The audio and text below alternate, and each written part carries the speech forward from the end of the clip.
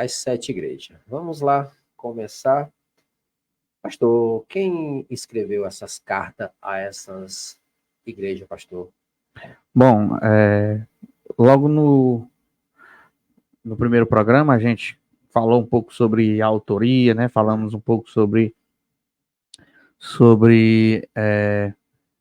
as circunstâncias, né, em que o autor escreve o livro, né? Quem dá essas revelações, né? A língua em que foi escrita.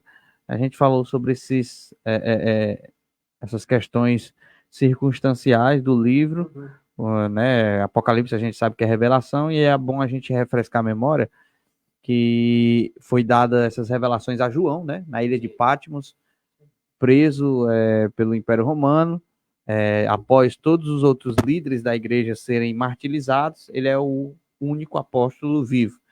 Então, ele, aqui no verso 1, né? No capítulo 1, perdão, e aí no verso 4 ele mesmo diz: Eu, João, escrevo às 7 igrejas na província da Ásia. Então, esse João, né, que se intitula Eu, João, é o João apóstolo, né?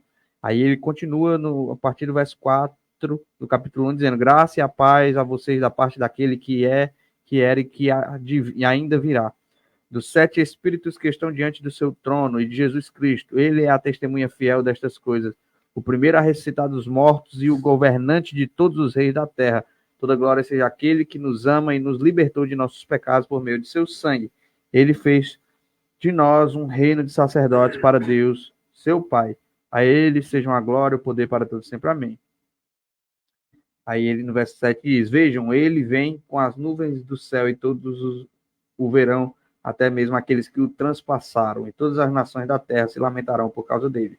Sim, amém.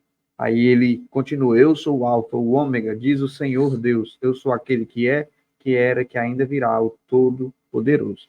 E aqui a gente vê aqui, nesses primeiros versículos, João, né? Ele, falando da autoridade de Jesus Cristo, né? Falando que e o próprio Jesus, ainda no capítulo 1, se apresenta a ele como esse alfa, ômega, esse que esteve morto e hoje está vivo, né? Jesus se revela para ele como esse Deus poderoso, esse Cristo glorificado, né? Que virá nessa sua segunda vinda com poder e grande glória. Então, esse Cristo glorificado aparece aqui no capítulo 1 para João, e aí ele termina o capítulo 1 dizendo: olha, portanto, escreva o que viu, tantas coisas que estão acontecendo agora, ó. Então, o que o Apocalipse descreve? O que está acontecendo agora, naquele período, como os que acontecerão depois, os que breve aconteceriam, em algumas tradições, e o que há de acontecer, que é aquilo que posteriormente, no futuro mais longe, aconteceria. Este é o significado do mistério das 7 estrelas que viu em minha mão direita dos 7 candeleiros de ouro. As 7 estrelas são os anjos das 7 igrejas e os 7 candeleiros são as 7 igrejas. Aí entra no capítulo 2 com a mensagem em si para as 7 igrejas, né? O capítulo 1 é um capítulo de apresentação, tanto do autor, né, das cartas, quanto do autor geral, que é o apóstolo João, né? Ele é dado esse privilégio das revelações do Apocalipse, que é do que vai acontecer, ó, do que está acontecendo, ó, porque é revelado aqui na Carta às 7 Igrejas alguns problemas, né, dessas igrejas. Então, é o que está acontecendo, é o que breve acontecerá e o que há de acontecer num período mais distante. Então, essas revelações são dadas a João no Apocalipse. E aí, ele mesmo se intitula como autor da Carta às 7 Igrejas, mas ele é o remetente. Embora ele seja o remetente, é quem escreve, quem dá essas diretrizes para toda a escrita, é o próprio Jesus glorificado. E ainda no capítulo 1 a gente vê. Então, o João escreve a Carta às 7 Igrejas, mas é uma escrita dirigida, né, por um roteirista que dita o que deve ser escrito, que é o próprio Jesus. Por isso ele termina o capítulo 1 dizendo assim: olha, as coisas que estão acontecendo, que vão acontecer brevemente, as que irão acontecer depois, estas escreve, né? Então, aí começam as revelações. O próprio Jesus começa a revelar. O Jesus ressurreto e glorificado revela a João que irá acontecer. E é interessante que Essas características mostram esse Jesus poderoso, né? A partir do verso 12, diz assim, ó, me voltei para ver quem falava comigo, vi 7 candelabros de ouro, e em pé entre eles havia alguém semelhante ao Filho do Homem. Filho do Homem é o nome que é dado para Jesus no Novo Testamento, né? E aí vestia um manto comprido com uma faixa de ouro sobre o peito, ó. Um negócio assim, parecendo um general, né? De ouro no peito, a cabeça e os cabelos brancos como a lã e a neve, os olhos como chama de fogo, os pés eram como bronze polido, refinado numa fornalha, e a voz ressoava como fortes ondas do mar. Na mão direita tinha 7 estrelas, e de sua boca saía uma espada afiada dos 2 lados. A face brilhava como o sol em todo o seu resplendor, quando vi cair aos seus pés. Então, olha que a visão do Cristo glorificado. É um Cristo ressurreto, glorificado, olhos como chama de fogo, né? Cabelos brancos como a neve, rosto reluzente como a luz do sol, e a voz como voz de muitas águas. Então, esse Jesus glorificado é o mesmo que João vê e que virá com esse grande poder e grande glória que aqui é demonstrado no dia da sua segunda vinda. Ele virá nesse mesmo aspecto, nessa mesma fisionomia? Isso, esse aspecto com que ele se revela a João é o seu aspecto de glorificado, de filho glorificado. Mas ele não muda, como é que eu posso dizer, a sua essência, porque o João conhecia, né? Era apóstolo, ele conhecia Jesus, ele diz, eu vi aquele que era semelhante ao Filho do Homem, né? E Filho do Homem era Jesus Cristo, né? E aí, Filho do Homem também dá uma referência à questão da humanidade de Jesus. Quando se fala Filho do Homem, Jesus se intitulou como Filho do Homem porque ele viu alguém no aspecto humano. Jesus é chamado de Filho do Homem no Novo Testamento pelo seu aspecto humano, não pelo seu aspecto divino. Senão ele seria chamado Filho dos Deuses, né? Mas Filho do Homem pela humanidade. Então, esse aspecto humano não se perde em Jesus glorificado. Interessante. Talvez João viu até as marcas nas mãos, né? Porque ele diz é semelhante ao Filho do Homem, o nome que Jesus levou no Novo Testamento. Então, como ele conhecia Jesus, ele reconhece esse Jesus, essa semelhança. Só que ele glorificado, ele tem umas características diferentes. É o mesmo Filho do Homem, mas agora... Não é aquele que eles tinham costume não era aquele que eles tinham caminhar junto. Isso, que eles tinham costume de observar, de ver aquele rosto sofrido, com as marcas de sol, né? Com muitas vezes suando com eles na labuta, né? De caminhar de uma cidade para o outro, sentindo fome, sentindo sede, né? Muitas vezes Jesus angustiado, como eles viram em alguns momentos. Então, esse Jesus, mesmo semelhante ao Filho do Homem, ele vai descrever características importantes para a gente entender como é Cristo glorificado. Ele vai dizer, olha, os seus olhos são como chama de fogo, o seu rosto brilha como a luz do sol, né? Os seus pés são como bronze polido, né? Talvez sandálias ali, não mais aquelas de couro que machuca os pés, sujas de barro, né? Mas agora sandálias ali que brilham, né? Como ouro, como bronze, né? Aquele bronze refinado. E aí na sua boca saía como uma espada, né? E na sua mão estava as 7 estrelas, né? E é interessante essas características que ele descreve do Senhor Jesus Cristo glorificado. Olhos como de chama, de fogo, no seu peito um cinto de ouro, né? Seu vestido longo, branco como a neve, seu cabelo longo também branco como lã, e os seus olhos como chama de fogo. Então, isso representa o poder desse Cristo glorificado. Ele não é agora mais aquele servo sofredor, mas agora ele é como um rei eterno, né? Que vem que aparece aqui para João em todo o seu esplendor, poder e glória, né? Tanto é que João termina no verso 17 dizendo: quando eu olhei, caí aos seus pés como morto, né? Forte. E ele, porém, colocou a mão direita sobre mim e disse: não tenha medo, eu sou o primeiro e sou o último. Aí como como de fato ele não era um anjo aqui, de fato era o próprio Cristo glorificado. Ele diz assim: ó, sou aquele que vive, eu estive morto, mas agora vivo para todo sempre, e tenho as chaves da morte e do Inferno, em algumas traduções. Na minha vai dizer do mundo dos mortos, e em algumas outras vai dizer da sepultura. Que é a mesma coisa. Né? Inferno e sepultura é a mesma coisa. Já tivemos estudos sobre isso. Tem a chave da morte e da sepultura. É esse Jesus aqui que venceu a morte, que tirou a pedra da sepultura depois de 3 dias e saiu vitorioso, que aparece para João. Amado, nós estamos falando sobre o livro do Apocalipse, começando essa série, e hoje estamos falando sobre as 7 igrejas. Pastor Jonas, me fala um pouco sobre qual o significado dessas 7 estrelas que João também vê. Bom, a garganta está querendo coçar um pouco, mas o significado das 7 estrelas, né? Ele termina esse primeiro capítulo 1, Diácono Gildo, falando que tem as 7 estrelas, não só estrela, ele fala aqui de candelabro, a gente vai entender um pouco aqui, ó, no verso 20, ele diz assim, ó, esse é o significado, esse é o mistério das 7 estrelas que você viu em minha mão direita, na mão direita, e dos 7 candelabros de ouro. Ó, aí ele vai descrever o que é cada um. As 7 estrelas são os anjos das 7 igrejas. E os 7 candelabros são as 7 igrejas. Então, nós entendemos aqui logo que os 7 candelabros são as 7 igrejas. Mas aí ele vai falar dos anjos das 7 igrejas. Então, cada igreja tem um anjo. Aí, no capítulo 2, ele começa a escrever e destinar carta a esses anjos. Né? Sim. E aí, o que nós entendemos? Olha, ele diz assim, ó, escreve esta carta ao anjo da igreja em Éfeso. Então, o que era o anjo da igreja? O pastor? Isso mesmo, era a liderança da igreja, era o pastor Até daquela hoje, igreja. O anjo da igreja a gente chama o pastor da igreja, pronto, né? Justamente por causa desse texto, né? Por causa de Apocalipse, quando a gente entende que o que significava aquele anjo, aí a gente tem o costume de chamar o anjo da igreja, pastor fulano de tal. Verdade. Né? Então, aqui, ó, o anjo da igreja, ele vai falar, ó, esse é o mistério, né, das 7 estrelas que você viu na minha mão. E dos 7 candelabros de ouro. As 7 estrelas são os anjos, são os pastores. Né?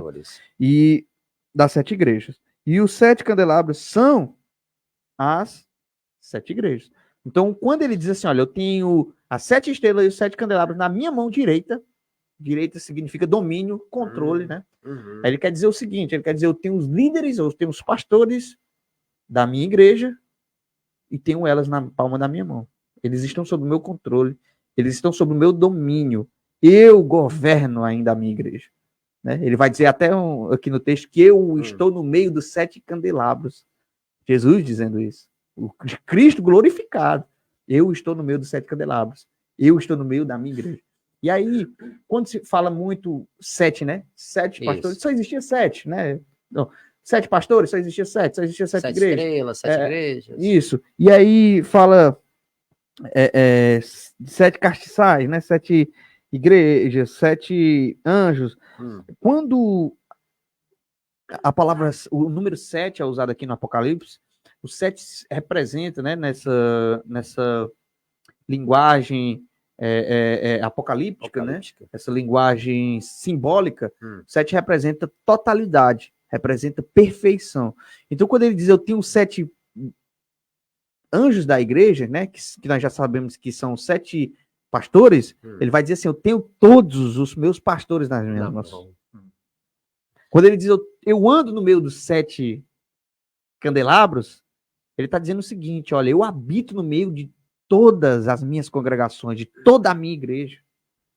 Ele diz assim, eu tenho os 7 candelabros, eu tenho 7 anjos na palma da minha mão, ele está dizendo, eu tenho controle sobre toda a minha igreja. Eu conheço todos, eu estou no meio de todos e eu tenho domínio sobre tudo. Então isso para João é muito confortador, porque ele está vivendo um tempo ali de perseguição, né? Ele está vivendo uma angústia por estar longe da igreja que ele pastoreava, que era essa primeira destinatária.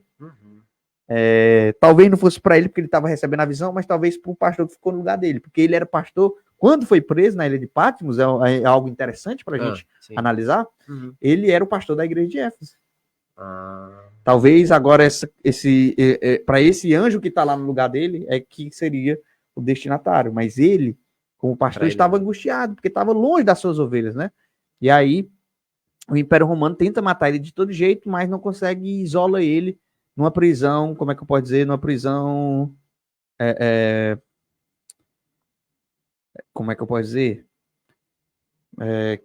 Que o acesso seria muito difícil, né? Isso, porque era não, 50 e poucos quilômetros da igreja que ele pastoreava Éfeso, mar adentro, era uma ilha, né? Para hoje, numa prisão de segurança máxima. Segurança máxima, né? Porque Isolado total. Isolado do mundo, numa ilha, para morrer lá de velhice, né? Já que não tinham conseguido matar.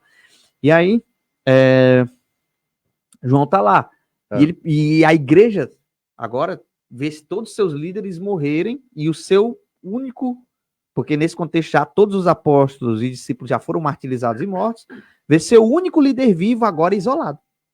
E como estaria o coração daquela igreja? Verdade. Eles estavam numa expectativa de uma intervenção, de uma mensagem, e aí o próprio Cristo glorificado aparece e dizendo, eu tenho, vocês estão nas minhas mãos, os seus pastores estão nas minhas mãos, até os que morreram já estão nas minhas mãos, eu tenho controle sobre isso, tenho controle sobre a vida e a morte deles, né? Ele se denomina como o dono da vida, ele diz assim, olha, eu sou aquele que tem a chave da morte e da sepultura, eu tenho controle, eu tenho domínio sobre até o mundo dos mortos, né? Eu creio que João se alegra, né, de saber que... Isso era uma mensagem de esperança muito grande para aquela igreja. Quando dissesse assim, quem foi que escreveu? Foi o próprio Cristo ressurreto, que esteve com os nossos pastores, né, que eram os discípulos e apóstolos, que ainda era a igreja primitiva, a igreja apostólica ainda, tinha visto, embora todos já tivessem morto, mas ainda tinha um lá, dos apóstolos vivos. E aí era uma mensagem de esperança. Olha, Cristo não nos abandonou. Cristo foi até João, se apresentou como no seu corpo já glorificado, e ele prometeu que assim como ele foi glorificado, nós também estaremos com ele no corpo ressurreto, né? Paulo fala sobre isso, no corpo da ressurreição, num corpo glorificado, né? Prega sobre isso, então eles podem confirmar aquela verdade. Aquilo dá ali um choque de energia, de ânimo, de temor, de ousadia para aqueles cristãos, para aquela igreja. Porque Jesus diz, olha, no meio de tudo isso, eu ainda estou no controle dos meus líderes, da minha igreja, e eu ainda estou no meio do meu povo. Eu ainda estou no meio da minha igreja, eu habito no meio. Ele vai dizer, eu passei no meio dos 7 castiçais. Então eu contemplo, eu vejo o sofrimento de vocês, eu estou junto. Sei também das suas obras. Isso, ele vai falar nas cartas, eu conheço as tuas obras. Eu sei, aí ele vai falar de problemas, olha. Jesus se demonstra tanto que está no controle, que está no meio da igreja, que ele vai tratar nessa carta. Né? Ele cita os problemas da igreja. Problemas, assim, pessoais de pessoas. Verdade. Cita problemas sistemáticos ali naquela igreja. Cita também elogios, né? Por coisas boas que aquelas igrejas têm, porque não é só exortação. Tem uma igreja, né? É verdade. A Filadélfia, que é fiel em todas as áreas e não tem nada do que se queixar. Mas das 7, pastor Jonas? Tinha uma fiel. Isso mostra também algumas coisas que... Deficiências. Algumas deficiências. E até o cenário das virgens, daquela parábola das 10 virgens, né? Existe uma prudente ali, seguindo a risca, mas existiam muitas insensatas ainda. Metade, né? E outras, como a de Laodiceia, mornas, né? Espiritual, que estavam acomodadas, né? E aí existiam outras que até tinham muito boas características, mas precisava de um detalhe, né? Que fazia toda a diferença, né? Como a de Éfeso, que é a primeira, né? Eu sei das tuas obras, sei do teu labor, sei das tuas lutas, mas tem contra ti porém uma coisa, né? Volta ao primeiro amor, né? Volta ao primeiro amor. Era aqueles que tinham ligado o piloto automático da rotina da fé e não estavam mais com o coração ardendo, né? Então era Jesus falando para eles assim, olha, o importante não é o tanto que você me serve, mas quanto você me ama. Aleluia, né? Jesus. Glória a Deus. Deixa eu mandar um abraço aqui pro nosso querido irmão Júlio César, ali da IAP Horizonte, conectado com a gente. Irmão que também que colabora com a gente aqui nos nossos programas. A gente é grato pela sua companhia, meu irmão Júlio. Pastor Wesley Queiroz também conectado aqui com a gente. Pastor Wesley pastoreia a igreja, qual a igreja? Em Fortaleza? Rapaz, eu não tô sabendo a atual igreja. Pronto. Qualquer coisa ele manda aqui pra gente. Bote aí, pastor, qual igreja você tá pastoreando. Isso. Né, se teve remanejamento, porque eu sei que Presidente Vargas, eu acho. Presidente Vargas, eu acho que sim. Eu acho que Presidente Vargas, eu não sei. Não, Presidente Vargas é o Severino com Barros, eu não lembro qual é. Barros, bênção de Deus. Mas bote aí no... É isso aí. Manda aí para nós. Deixe né? seu comentário também, um versículo, uma colaboração aí, meu pastor. Fica à vontade. Nosso irmão Francisco Nunes aqui conectado com a gente. O irmão Francisco Nunes é juazeiro, mas atualmente mora em São Paulo. Conhece pastor Gilcélio, diaconisa Kelly, nosso querido irmão Francisco Nunes. Carlos Barros, acho que é do Custódio, se eu não me engano, conectado aqui com a gente. O nosso irmão Francisco Nunes, ele diz assim: a paz do Senhor Jesus Cristo, meus irmãos, que benção. Mais um estudo maravilhoso, a paz do Senhor. Pastor Jonas e Diácono Gildo, que nosso Senhor Jesus Cristo abençoe esse estudo. É isso aí, começamos esse estudo, mais impulsionado também por alguns irmãos, inclusive Isso. ele, nosso querido irmão Diácono Francisco Nunes, né? Ele que teve a gente tendo a ideia num dos programas aqui, né? De qual seria o tema, ele deu a ideia da gente retornar com o tema do Apocalipse. Verdade. Obrigado pela sua colaboração. Estamos aqui nós já no segundo programa sobre o Apocalipse. O segundo, mas também o primeiro. Começamos, né? Começamos a entrar agora nos capítulos. Começa aí mesmo, as 7 cartas, né? Começa pelas 7 cartas, a apresentação aqui do livro. Então é o segundo programa, porque um foi mais a apresentação, visão panorâmica, né? Geral do livro. E agora nós entramos nos capítulos, na mensagem em si do Apocalipse. É verdade. Quem está também conectado conosco aqui é o nosso irmão Luciano, nosso querido irmão Luciano Silva, aqui da IAP Croatá. Um abraço, meu irmão, que Deus abençoe sua vida. O Reginaldo Lopes, nosso querido irmão Reginaldo, Deus abençoe sua vida. O Roberto Muniz também, conectado com a gente. O irmão Carlos Barro é sim do Custódio, aqui conectado com a gente. O pessoal maravilhoso, meus queridos irmãos.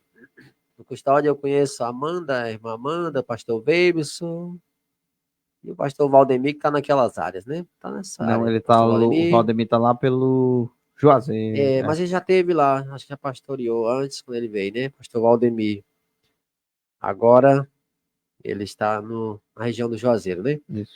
Vamos lá, falando das 7 cartas, pastor Jonas. Você me falou um pouco. Essas igrejas existiram mesmo, pastor Jonas? Bom, a carta às 7 igrejas, né? A gente falou que 7 representa totalidade, perfeição, né? Você vai ver o número 7 muitas vezes no Apocalipse. Começo, né? Dentro da fundação de Deus, né? Isso, o número 7 tem uma simbologia muito forte, né? Em um peso na questão do seu, como é que pode dizer, seu significado. Mas aí quando nós olhamos em Apocalipse, aí a gente vê que muito no começo, principalmente, falando de 7 igrejas, 7 candelabros, né? 7 anjos, os 7 espíritos, né? E aí, na linguagem profética do Apocalipse, o 7 simboliza totalidade, né? E aí não existiam só 7 igrejas, Diácono Gildo. Sim. Existiam quase 100 igrejas na Ásia naquela época. Não era apenas aquelas 7. Não era aquelas 7. Mas, de fato, aquelas 7 existiram também, literalmente, né? Tinha aquelas 7, foi destinada àquelas 7, mas essa mensagem, com certeza, foi compartilhada em todas as igrejas que existiam na província da Ásia naquele tempo. Era aproximadamente quase 100 igrejas que existiam espalhadas ali pelo aquele território da Ásia. Era a Ásia Menor, né? Ásia Menor? Eu não vou saber de fato qual era, mas era em região, toda aquela região, né? Ásia Menor e Ásia Maior. Ásia Menor, todo aquele continente asiático ali, a parte da Europa, né? O mundo antigo era ali, se concentrava ali. Tinha aproximadamente 100 igrejas, né? Tinha aproximadamente 100 igrejas, né? Aquelas 7 representariam todas, né? No geral, né? Elas seriam uma representação de todas. E não só, e interessante a gente lembrar que não só a igreja daquele tempo, mas essa mensagem também até hoje, né? É uma mensagem para a igreja de todas as épocas, né? 7 é totalidade. E aí ele vai, tanto totalidade no que existia naquele tempo, quanto de todas as épocas, de todos os tempos. Então essa mensagem continua sendo uma mensagem muito forte até nós. E há alguns teólogos que vão até dividir opiniões e dizer que essas cartas às 7 igrejas também foi um período na história da igreja. Cada carta era um período da história da igreja nessa terra, até a vinda de Jesus Cristo, né? Eu compartilho de todas as ideias, né, de que essa 7 de totalidade seria totalidade numérica daquele tempo, seria totalidade de todas as eras, e que sim, a igreja viveu durante a história da igreja aqui nessa terra, esses períodos também revelados nessas cartas. Mas o interessante é que aquelas 7 igrejas existiram de fato. Foram 7 igrejas literais que existiam. A igreja de Éfeso é uma igreja que lá em Atos, né, a gente vai ver Apolo fazendo uma viagem missionária para lá, o próprio apóstolo Paulo, e é a primeira igreja, que é a primeira destinatária, né? Essa igreja foi pastoreada por Apolo, foi pastoreada por Paulo. Qual era a igreja? Éfeso, né? Éfeso. Foi foi pastoreada agora pelo João, que está confinado na ilha de Patmos, né? Pelo apóstolo João. Né? Era uma igreja que era muito conhecida, né? A igreja de Éfeso, uma grande potência, né? Num porto ali de escoação do comércio para toda aquela região. Então, era uma cidade muito movimentada, uma grande capital. Éfeso era uma grande capital. Era aquela cidade que teve todo aquele alvoroço das pessoas se convertendo, né? Por causa da pregação de Paulo, e aí enfraquecendo o comércio da idolatria da deusa Diana. E aí Paulo tem que ser expulso, né? Porque tinha um certo camarada lá tendo prejuízo, e aí vai nas autoridades, e aí causa aquele grande alvoroço a ponto de Paulo ter que sair nas carreiras, senão poderia ser morto naquele local. Né? Então, essa igreja é bem conhecida, Éfeso, ficou esses crentes lá. Primeiro Apolo foi lá, fez a primeira viagem, convenceu muitos judeus e deixou uma semente plantada, né? Depois Paulo vai citar aquele texto, olha, ninguém, quando uns dizem assim, eu sou de Apolo, outros eu sou de Paulo, olha a importância, né? Eu gosto muito de Apolo, até já preguei sobre ele, porque olha a importância que ele tinha para a igreja primitiva, o cara que disputava a liderança da igreja, não Paulo, é que disputava, né? As pessoas gostavam dele, estimavam ele tanto quanto Paulo. Tinha uns que diziam, olha, eu gosto de Apolo, outros diziam, eu gosto de Paulo, outros diziam, eu gosto de Pedro. Olha aqui, ó, os 3 cabeças lá daquele tempo. Ser comparado, botar na prateleira de Paulo e Pedro era muita coisa. Apolo era alguém muito importante na igreja, principalmente da de Éfeso, que foi aquele que pastoreou. E de Corinto, perdão, também. Corinto. Apolo teve uma passagem rápida em Éfeso, depois Paulo pastoreia, aí ele vai para Corinto. Enquanto é lá em Corinto que dá essa discussão. Lá na igreja de Corinto que Apolo fica mais tempo, e aí Paulo depois vai para lá, né? Que Apolo vai fazer outra viagem missionária, era alguém também, um grande missionário daquela época, e aí Paulo vai para lá. Aí muitos cristãos dizem, olha, eu gosto de meu pastor é Apolo, outros não, meu pastor é Paulo. Aí Paulo pega e dá uma dura nele, olha, vocês estão agindo como menino. Por quê? Porque quem opera na pregação é um só Espírito que nos impulsiona a pregar, né? E Apolo pregou, Apolo plantou, né? O Paulo plantou, ele vai dizer, né? Apolo regou, mas quem dá o crescimento é Deus. Aí ele vai dar essa frase para os irmãos se acalmar, não ficar com partidarismo, né? Então é interessante, muito interessante que essas igrejas de fato existiram, né? E Éfeso é uma igreja muito conhecida porque foi lá nessa cidade que teve aquele grande alvoroço de Paulo ser expulso lá, mas ficou uma semente plantada, ficou vários cristãos, tanto da primeira viagem de Apolo, quanto da que se converteram no período que Paulo esteve 2 anos lá, pregando numa escola, né, a escola de Tirano.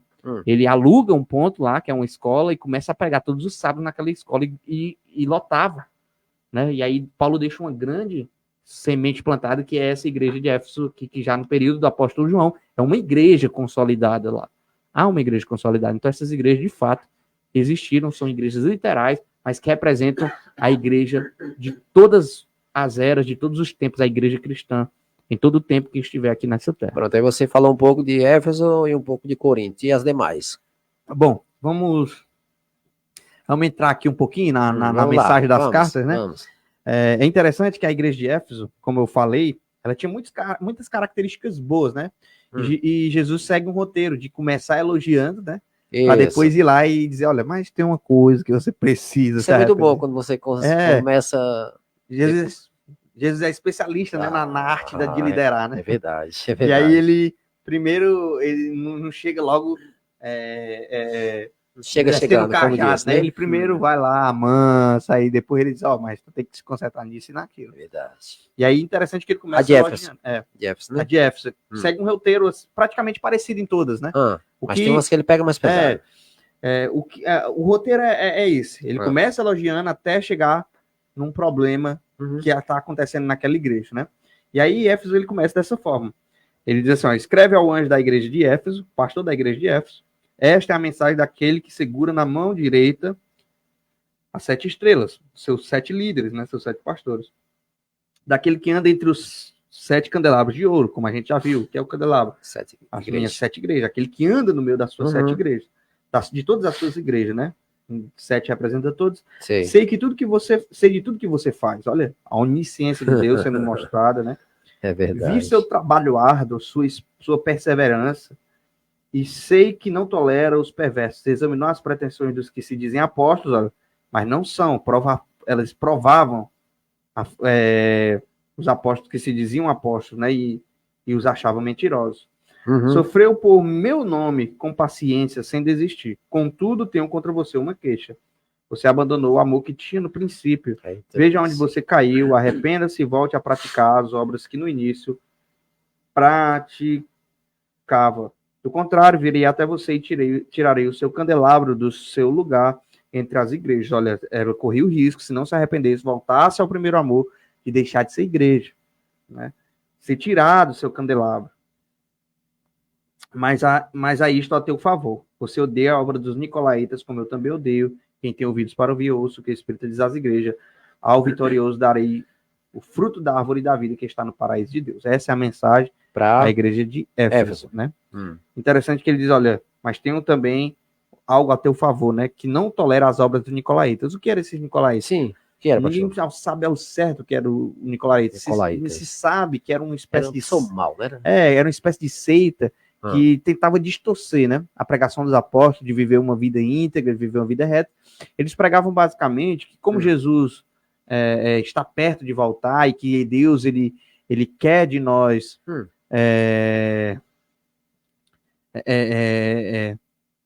que nós estamos no tempo da graça, aí eles distorcem a pregação da graça dizendo o quê?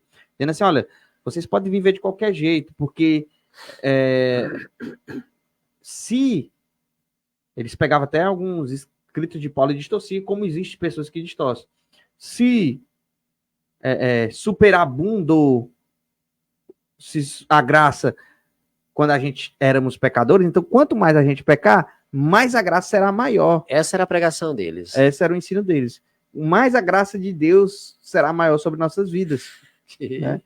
Porque Paulo diz certa vez, onde abundou o pecado, superabundou a graça. Ele diz, então, se nós pecarmos, maior será a graça sobre nós.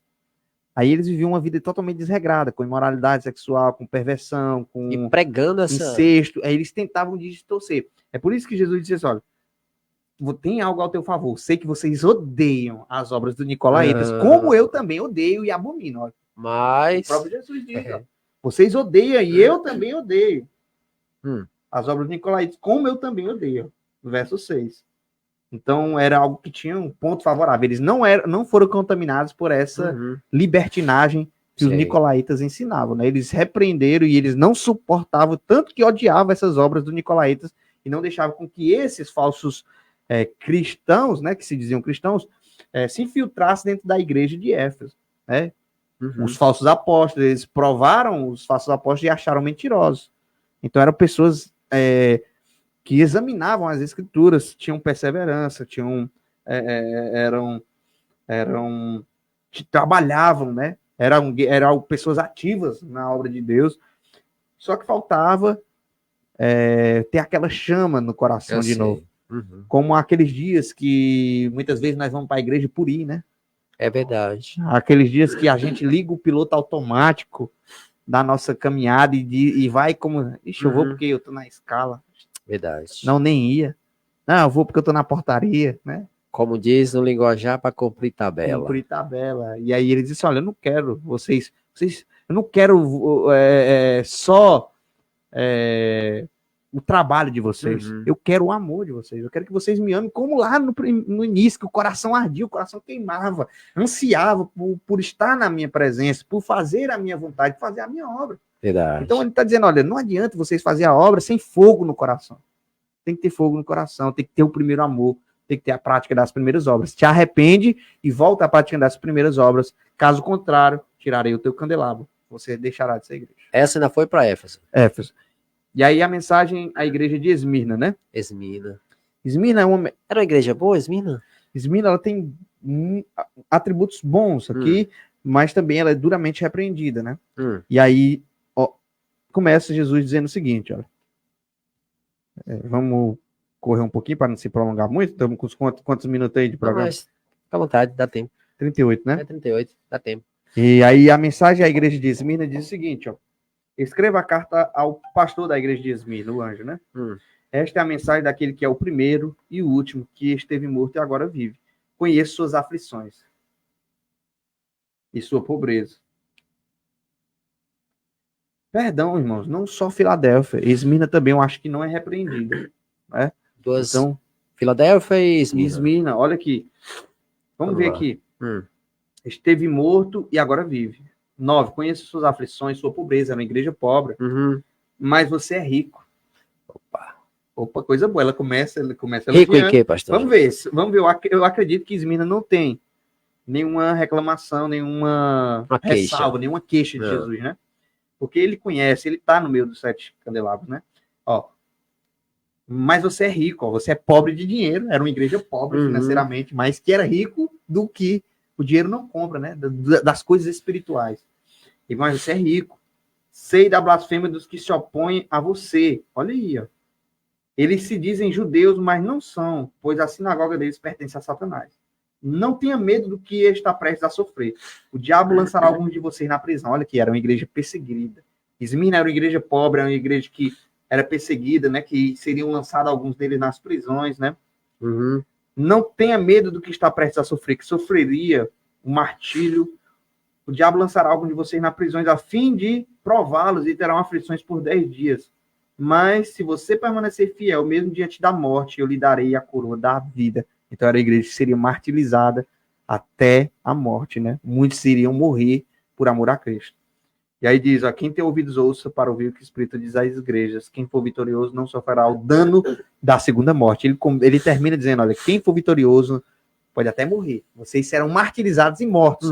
Mas quem for fiel até a morte, quem for vitorioso, não experimentará o dano da segunda morte. Essa era a promessa para a igreja de Esmirna. Então, olha a confiança, né? Então, perdão por eu ter falado, irmãos, que só seria Esmirna. Só seria, perdão, a Filadélfia. Mas são 2 das 7. A gente tem 2 igrejas fiéis. Que é Filadélfia, né? Que sem a gente repreensão, ainda vai ler, né? sem repreensão. E Esmirna aqui é um... Você Esmirna, vê, né? É uma mensagem encorajadora para elas, porque era uma igreja já que passava por sofrimentos financeiros, uma igreja pobre, né? Não era uma igreja rica, era uma igreja de pessoas simples, mas fiéis. E Jesus já estava dizendo aqui, prevendo que eles seriam lançados em prisões, que eles iriam morrer, mas aí Jesus disse, sejam fiéis até a morte, que eu darei a você a coroa da vida. Aleluia. Então eles seriam lançados na prisão e seriam martirizados por amor a Cristo, mas é uma igreja que não tem nenhuma repreensão, glória a Deus, porque a igreja de Esmirna é um exemplo e uma mensagem para nós também, né? E mesmo diante da pobreza, diante das crises financeiras, né? Mesmo diante da falta de recurso, até para fazer a obra, né? Verdade. Às vezes a gente não tem o recurso que a gente queria, nos falta dinheiro para isso. Mas continua firme, né, pastor? Às vezes a gente diz, não tem uma caixa de som para a gente fazer um evangelismo. Para que maior evangelismo que fez Jesus e seus discípulos ser um microfone e uma caixa de som? É verdade. Né? E aí a igreja de Esmirna também é um exemplo para cada um de nós, e que mesmo sendo pobre financeiramente, devemos ser fiéis ao Senhor e fazer a sua obra, mesmo faltando recurso, mesmo diante das dificuldades, mesmo diante das perseguições, mesmo diante do martírio, se chegar até a nós, né? Ser fiel até a morte, que dar-te é a coroa da vida. Então, Esmirna é esse exemplo para cada um de nós, né? A mensagem à igreja de Pérgamo.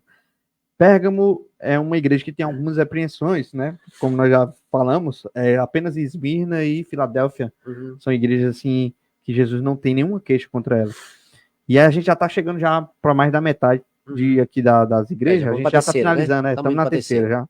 Quase chegando na metade, né? E aí diz assim, olha, escreve a carta ao pastor da igreja de Pérgamo, esta mensagem daquele que tem a espada afiada dos dois lados. Conheço o lugar onde você vive, a cidade onde está o trono de Satanás.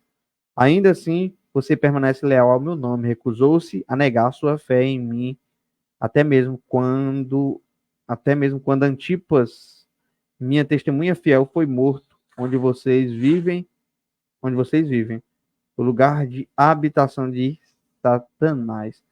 Forte. Então, o trono de Satanás aqui é uma referência ao Deus, um dos principais deuses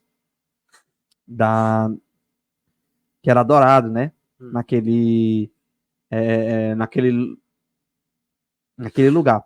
É o antigo Zeus da mitologia grega e passou a ser um deus romano. Eu não lembro qual era o deus romano aqui, mas era lá era a capital onde ele era adorado com mais força. Por isso que ele diz que lá está o trono de Satanás, porque era um centro idólatra, era uma cidade idólatra, né? A cidade de Pérgamo. Mas aí começa com o elogio de Jesus, mesmo diante de toda idolatria, mesmo vocês estando aí... A igreja estava se bandeando para esse... Não, a igreja estava permanecendo fiel. Olha, ainda assim vocês permanecem fiel ao meu nome. Recusou-se a negar sua fé em mim. Mesmo quando Antipas, minha testemunha fiel, foi morto. Ó, tinha sido martirizado um dos líderes da igreja lá. Vocês vivem no lugar da habitação de Satanás. Ó, um grande centro idólatra, né? Contudo, tenho contra vocês, ó. Primeiro foi um elogio, agora segue aquele roteiro, né? Um elogio e uma repreensão. Agora vem a recomendação. Contudo, tenho contra vocês algumas queixas. Você tolera em seu meio pessoas cujo ensino é semelhante ao de Balaão, olha, doutrinas enganadoras, hereges, né? Tava lá no meio daquela igreja, distorcendo, até judaizantes, né? Falsos crentes. E aí, ó, de Balaão, que fazer o povo de Israel tropeçar. Ele os instigou a comer alimentos oferecidos a ídolos, a praticar imoralidade sexual. Tinha pessoas com aquela índole ali dentro da igreja. De igual modo, há entre vocês alguns que seguem o ensino dos nicolaítas. Ó. Aquela igreja de Éfeso não aprovava as obras dos nicolaítas. Elas não só aprovavam, como odiavam. E Jesus disse que também odeia, né? Mas tinha alguns crentes aqui, ó, que estavam aderindo aos ensinos dos nicolaítas, aqui na igreja de Pérgamo. Em Éfeso não, né? Em Éfeso não, mas em Pérgamo sim. Portanto, arrependa-se ou virei subitamente, ó, de repente, até você e lutarei contra eles com a espada de minha boca. Quem tem ouvidos para ouvir, ouça o que o Espírito diz às igrejas. Ao vitorioso darei do maná escondido, também lhe darei uma pedra branca e nela estará gravado um nome novo que ninguém conhece, a não ser aquele que o recebe. É uma nova identidade lá celestial. Essa mensagem era direcionada ao anjo, ao pastor. Isso. Mas era uma mensagem para a igreja, mas direcionada àquele que estava no comando, né? Para que ele pudesse tomar as providências e até ter a decisão, né, naquilo que Jesus estava ali alertando. Então, como a igreja ela é conduzida por um líder, então ele, como líder, teria que tomar uma atitude para que aquela igreja pudesse sair daquela situação e até repreender esses que estavam cometendo esses erros, né? Então, por isso, a ordem partia para o líder e do líder partia para a igreja, né? Essa era o roteiro, era a sequência da carta, né? Então, a mensagem de Pérgamo, e aí nós temos uma carta da igreja de Tiatira, né? Tiatira. Que já é a quarta igreja, Isso, né? É a quarta igreja. Escreve esta carta ao pastor, o anjo da igreja de Tiatira. Esta é a mensagem do Filho de Deus, cujos olhos são como chamas de fogo e cujos pés são como bronze polido. Sei de tudo que você faz, viu? Seu amor é uma igreja. Tiatira, começa bem, né? Começa. Uma igreja tinha amor, que tinha amor, sua fé, seu serviço, sua perseverança. Olha que maravilha, uma igreja com amor, com fé, com serviço, com obra e perseverança, né? Que não desanimava. Tinha muitos atributos. Tinha muitos atributos bons, que não desanimava, que continuava firme ali, perseverando dia após dia, né? E observei como você tem crescido em todas essas coisas, ó. Não era uma igreja que estava parada nisso, não, estagnada, não. Além dela ter esses atributos, ela tem crescido em tudo isso no decorrer do tempo, né? Contudo, tenho contra você uma queixa. É aquele roteiro. Sim. Elogios e Primeiro repreensão. as boas coisas que a igreja estava fazendo, né? E aí, contudo, tenho contra vocês uma queixa. Vocês têm permitido que essa mulher, Jezabel, tinha uma Jezabel, uma cruel, a mulher mal, né? Jezabel é sinônimo, não é que era a Jezabel lá do Antigo Testamento. Mas era uma comparação do jeito que a igreja estava se portando, né? Essa Jezabel aqui, porque Jezabel é um sinônimo de perseguição, perversão, maldade, né? Crueldade, maldade, que foi a mulher de Acais lá do Antigo Testamento, né? Essa mulher, Jezabel, que se diz profetiza, olha, uma falsa profetisa. Faça meus servos se desviarem. Olha, tinha uma mulher fazendo os homens de Deus se desviar ali, talvez até com prostituição dentro da igreja, né? Perseguindo os homens de Deus, como Jezabel fazia com os profetas. E é por isso que é comparada a ela. Que se diz, profetiza, faça meus servos se desviarem. Ela os ensina a cometer imoralidade sexual e comer alimentos oferecidos a ídolos. Dê a ela tempo para que se arrependesse, mas não quer se arrepender de sua imoralidade.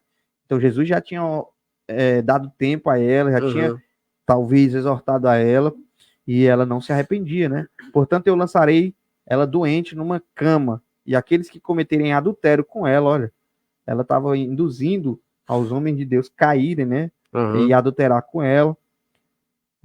Até esse adultério pode ser físico e pode ser até aquele adultério de apostasia ou de como é que eu posso dizer? O adultério seria traição a Deus, né? A igreja, né? Então, mas como tinha imoralidade sexual envolvida no meio, poderia ser até o adultério físico também, né? E aí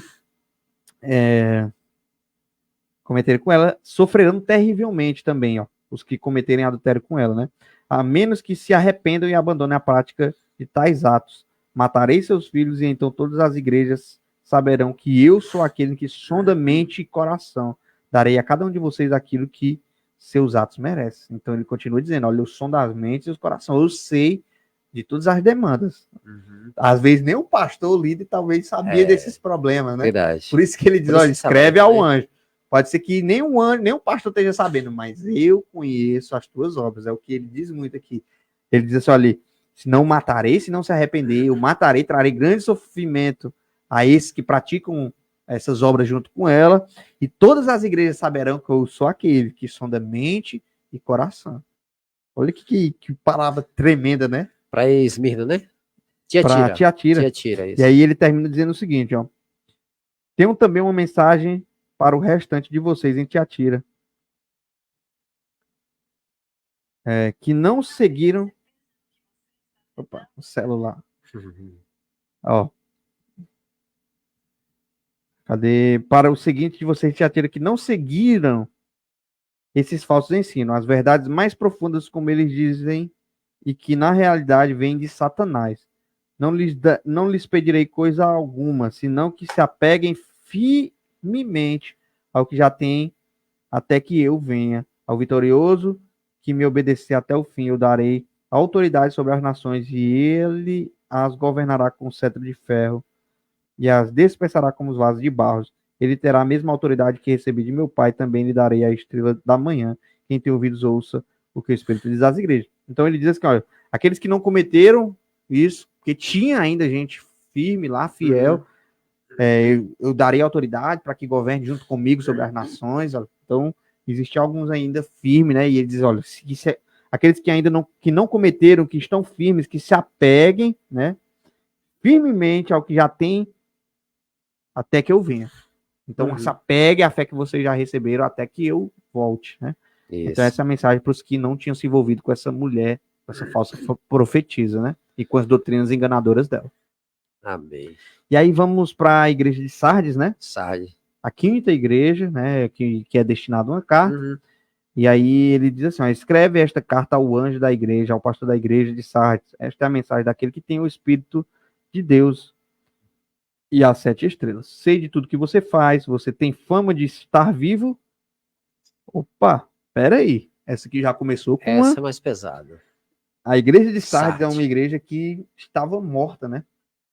Vivendo de aparência. Ela tinha uma capa de que era uma igreja parecia que está viva, é aquelas igrejas que você chega, você vê a ornamentação bonita, você vê bonitinho. tudo bonitinho, até as pessoas bem alinhadas, né? Aí Jesus está fora, essa igreja. Eita Deus. Nem, palavra motivacional, é louvores antropocêntricos, né? Que falam mais do homem do que de Deus. Deus está longe dos louvores. O culto não é para adoração a Jesus Cristo, mas às vezes até de seus líderes que estão todos sentados lá naquelas cadeiras acolchoadas, isso, né? Nem se fala bonito. o nome de Jesus. O que é adorado lá muitas vezes é o ego humano massageado. Então são palavras, são igrejas. Era uma igreja aqui que não era cristocêntrica mais, né? Tinha aparência de vivo. Olha como começa dura a mensagem. Essa aqui não começa com elogios, verdade, né? Escrevo a igreja, cadê a igreja de Sardes, né? Sardes. Isso. Sei de tudo que você faz. Ele começa dizendo, olha, eu sei de tudo que você faz. Presta atenção. Você tem fama de estar vivo, né? Para os outros, parece uma igreja bonitinha, parece que está vivo, mas está morto. Desperte, fortaleça o pouco que resta, pois até mesmo isto está quase morto. Vejo que suas ações não atendem aos requisitos de meu Deus. Lembre-se do que ouviu e no que acreditou no princípio. Agarre-se a isso com firmeza, arrependa-se, se não despertar, virei subitamente até você como um ladrão. De surpresa, né? Alguns em Sardes, no entanto, que não mancharam suas roupas, ainda tinha, né? Sempre ele diz, olha, eu estou falando aqui, mas ainda tem os remanescentes, né? Sempre tinha uns remanescentes. Aos que não mancharam suas roupas com o mal, eles andaram comigo vestidos de branco, pois são dignos. O vitorioso será vestido de branco, pois é de branco. Jamais apagarei seu nome do livro da vida e confirmarei diante de meu Pai e de seus anjos que ele me pertence. Quem tem ouvidos para ouvir, ouça o que o Espírito diz às igrejas. Aí vamos para a sexta, né? Para a gente já correr e finalizar. Filadélfia é aquela igreja que a gente diz também que, assim como Esmirna, né? Não tem nenhuma repreensão, graças a Deus, uma igreja fiel. Diz assim, olha, escreve esta carta ao anjo da igreja em Filadélfia, esta mensagem daquele que é santo e verdadeiro, que tem a chave de Davi. O que ele abre, ninguém pode fechar, e o que ele fecha, ninguém pode abrir. Sei de tudo que você faz. Ele sempre diz isso nas cartas, né? Eu sei de todas as obras, sei de tudo que você faz. Por quê? Porque ele diz que está no meio dos 7 candelabros. Então, ninguém pode esconder nada de Jesus Cristo, né? E todos aqueles que cometem esses pecados que são exortados estão sendo observados. Jesus começa a dizer, olha, eu sou aquele que tem os olhos como chama de fogo, né? Ele diz certas vezes aqui, ele se apresenta para João como aquele que tem os olhos como chama de fogo. E aí ele, quando dá aquela dura repreensão, ele diz, olha, se não se arrepender, matarei e mostrarei para todas as igrejas que eu ainda sondo, esquadrinho os corações, né? E aí, a igreja de Filadélfia, ele, no verso 8, diz, sei de tudo que você faz, abrir para você uma porta que ninguém pode fechar. Você tem pouca força, olha que interessante, né? Nem era aquilo tudo que muitas igrejas tinham, perseverança, amor, fé, mas era uma igreja que tem pouca força. Tinha pouca força. Sei que você tem pouca força, mas ainda assim me obedeceu a minha palavra e não negou meu nome. São aqueles que, mesmo que se acham fracos, né? Verdade. Aí a palavra de Deus diz assim, o meu poder se aperfeiçoa na tua fraqueza, Paulo, né? Verdade. Quando Paulo pede para tirar o espinho da carne, né? São aqueles fracos mesmo, mas sempre estão ali perseverando na presença de Deus, né? Eu abri uma porta e ninguém pode fechar essa porta, né? Veja que mesmo com pouca força não negou meu nome. Veja, obrigarei aqueles que pertencem à sinagoga de Satanás, os mentirosos que se dizem judeus, mas não são, a virem, prostrarem-se a seus pés e reconhecerem que amo você. Nossa. Interessante, né? Muito forte. Porque obedeceu a minha ordem para perseverar, e eu o protegerei do grande tempo de provação que virá sobre todo o mundo, para pôr à prova os habitantes da terra. Venham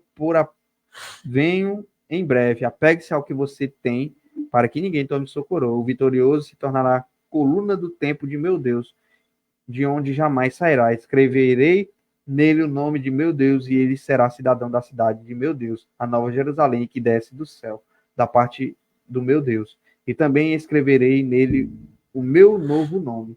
Quem tem ouvidos para ouvir, ouça o que o Espírito diz às igrejas. Glória a Deus. Então, vamos fechando com a Laodiceia, né? Com a igreja de Laodiceia Laodiceia. também é pesado. Né? Laodiceia é pesado, né? É aquela igreja, Laodiceia.